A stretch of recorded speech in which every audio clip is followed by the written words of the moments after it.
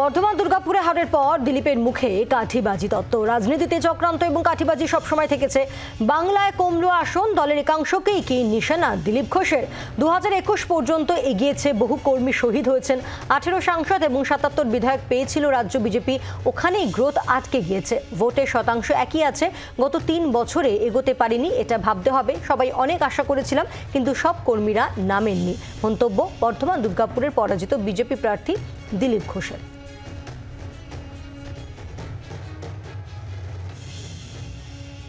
আন্দামান আগেই ঘুরে এসছে দিলীপ ঘোষ, যেন কালাপানিটা আমি জানি, আর কেউ জানে না। আর রাজনীতিতে এটা অসম্ভব কিছু না। রাজনীতিতে চক্রান্ত, কাঠিবাজি, এটাও রাজনীতির অঙ্গ। আমি সেভাবেই নিয়েছি। আমি পুরো পরিশ্রম করেছি, কিন্তু সফলতা আসেনি।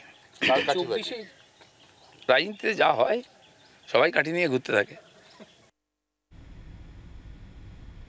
দিলীপ ঘোষ আসন পরিবর্তনের জন্য হয়তো হেরেছেন, স্বীকারোক্তি বিজেপি রাজ্য সভাপতি সুকান্ত মজুমদারের।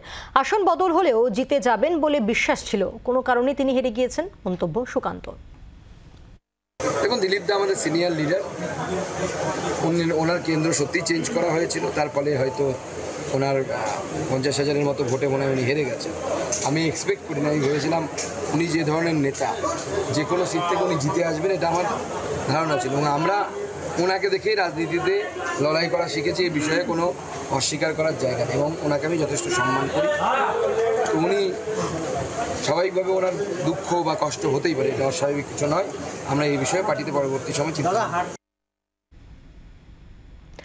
বর্ধমান দুর্গাপুরের হারের পর দিলীপের মুখে কাঠিবাজি তত্ত্ব। দিলীপ ঘোষের বক্তব্য আপনাদের সামনে রাখলাম। তিনি বলছেন যে একটা সময়ের পর রাজ্য বিজেপির গ্রোথ আর হয়নি, সিট বাড়েনি। এবারের ভোটের হারের পর কোথাও কি রাজ্য বিজেপির একাংশকেই কটাক্ষ করলেন প্রাক্তন রাজ্য বিজেপি সভাপতি দিলীপ ঘোষ?